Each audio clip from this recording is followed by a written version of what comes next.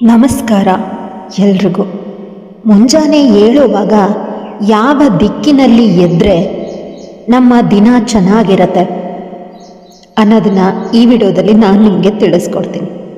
ನೀವೆಲ್ಲರೂ ಮೊದಲನೇ ಸಲ ನನ್ನ ಚಾನಲಲ್ಲಿ ವಿಡಿಯೋ ನೋಡ್ತಾ ಇದ್ದೀರಾ ಅಂತಂದರೆ ನನ್ನ ಸನಾತನ ಮಾರ್ಗ ಚಾನಲ್ನ ಸಬ್ಸ್ಕ್ರೈಬ್ ಮಾಡಿಕೊಂಡು ನೋಡಿ. ಪ್ರತಿದಿನ ಬೆಳಗ್ಗೆ ನಿದ್ದೆ ಮುಗಿಸಿ ನಾವು ಎದ್ದೇಳ್ತೀವಿ. ಪ್ರತಿದಿನ ಬೆಳಗ್ಗೆ ಏಳುವಾಗ ನೀವು ಎಡಭಾಗಕ್ಕೆ ತಿರುಗಿ ಏಳಬಾರ್ದು.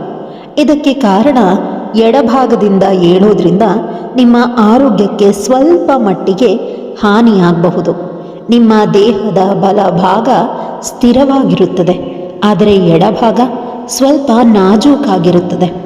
ಇದರ ಬಗ್ಗೆ ಸಂಶೋಧನೆಗಳು ಸಹ ನಡೆದಿವೆ. ನೀವು ಎಡಗೈ ಬಳಸುವ ವ್ಯಕ್ತಿಯಾಗಿದ್ದರೆ ನಿಮ್ಮ ಜೀವಿತ ಅವಧಿ ಕಡಿಮೆಯಾಗಬಹುದು ಅಂತ ತಿಳಿದು ಬಂದಿದೆ. ನೀವು ಸರಿಯಾದ ದಿಕ್ಕಿನಲ್ಲಿ ಹೇಳ್ತಾ ಇದ್ದೀರಾ.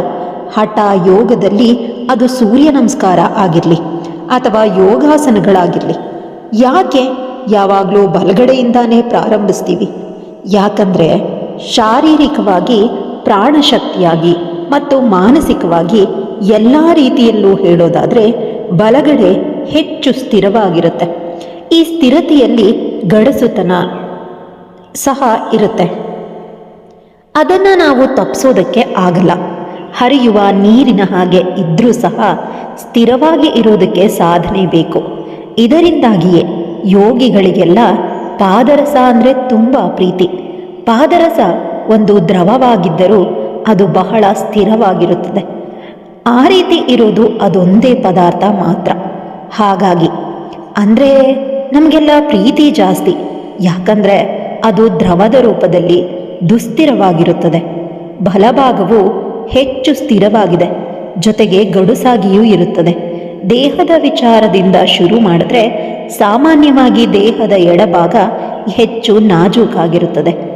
ಇದಕ್ಕೆ ಕಾರಣ ಏನು ಅಂದರೆ ಎಡಭಾಗಕ್ಕೆ ಹೃದಯದ ಜವಾಬ್ದಾರಿ ಇದೆ. ಶಾರೀರಿಕವಾಗಿ ಎಡಭಾಗಕ್ಕೆ ವಿವಿಧ ಹಂತಗಳ ಮಹತ್ವ ಇದೆ. ಕೇವಲ ಪಂಪ್ ಮಾಡೋದು ಮಾತ್ರ ಅಲ್ಲ, ವಿವಿಧ ಹಂತಗಳಲ್ಲಿ ಇದರ ಮಹತ್ವ ಇದೆ. ಇದೇ ಕಾರಣದಿಂದ ಎಡಬದಿಯಲ್ಲಿ ಶುರು ಮಾಡಬಾರದು. ನೀವು ಬೆಳಗ್ಗೆ ಏಳುವಾಗ ಬಲಕ್ಕೆ ತಿರುಗಿ ಏಳಬೇಕು, ಎಡಕ್ಕೆ ತಿರುಗಿ ಏಳಬಾರದು ಅಂತ ಭಾರತದಲ್ಲಿ ಹೇಳ್ತಾರೆ. ಯಾಕಂದರೆ ದಿನದ ಆರಂಭದ ಸಮಯದಲ್ಲಿ ನೀವು ಮಾಡೋ ಮೊದಲ ಕೆಲಸವನ್ನು ಎಡಕ್ಕೆ ತಿರುಗಿ ಮಾಡಿದ್ರೆ ದೇಹಕ್ಕೆ ಸ್ವಲ್ಪ ಮಟ್ಟಿಗೆ ಹಾನಿ ಉಂಟಾಗಬಹುದು. ಹಾಗಾಗಿ ಯಾವಾಗಲೂ ಬಲಕ್ಕೆ ತಿರುಗಬೇಕು. ಹಾಗೆಯೇ ಭೂಮಿಯ ಬಹುತೇಕ ಎಲ್ಲ ಭೂಪ್ರದೇಶವು ಉತ್ತರ ಗೋಳಾರ್ಧದಲ್ಲಿದೆ. ಜನರು ಸಹ ಪ್ರಪಂಚದ ಒಟ್ಟು ಜನಸಂಖ್ಯೆಯಲ್ಲಿ 88% ಜನ ಉತ್ತರ ಗೋಳಾರ್ಧದಲ್ಲಿಯೇ ಇದ್ದಾರೆ. ಉತ್ತರ ಗೋಳಾರ್ಧದಲ್ಲಿರುವ ಬಹುತೇಕ ಎಲ್ಲ ಜೀವಿರಾಶಿಗಳು ಇದೇ ರೀತಿ ಕಾರ್ಯನಿರ್ವಹಿಸುತ್ತದೆ.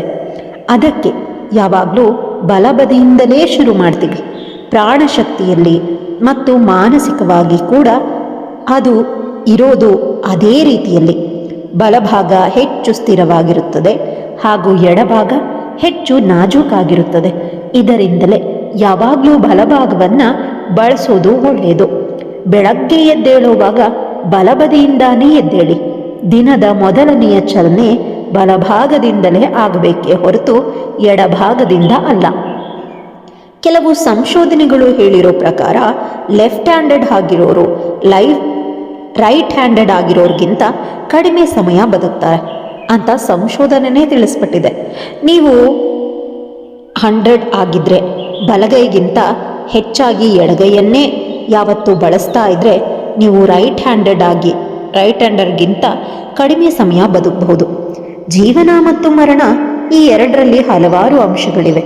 ಆದರೆ ಇದು ನಿಮ್ಮ ಜೀವಿತದ ಅವಧಿಯನ್ನು ಕಡಿಮೆ ಮಾಡಬಹುದು.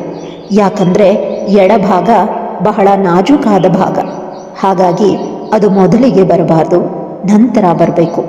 ಮೊದಲಿಗೆ ಯಾವಾಗಲೂ ಬಲಬದಿ ಇರಬೇಕು. ನಂತರ ಮತ್ತಷ್ಟು ವಿಡಿಯೋಗಳಿಗಾಗಿ ಈ ನಮ್ಮ ಚಾನಲ್ನ ಸಬ್ಸ್ಕ್ರೈಬ್ ಮಾಡ್ಕೊಳ್ಳಿ. ಈ ವಿಡಿಯೋ ನಿಮಗೆ ಇಷ್ಟ ಆಗಿದೆ ಅನ್ಕೋತೀನಿ. ಇಷ್ಟ ಆಗಿದ್ರೆ ಲೈಕ್, ಶೇರ್, ಕಮೆಂಟ್ ಮಾಡೋದನ್ನು ಮರಿಬೇಡಿ. ಧನ್ಯವಾದಗಳು.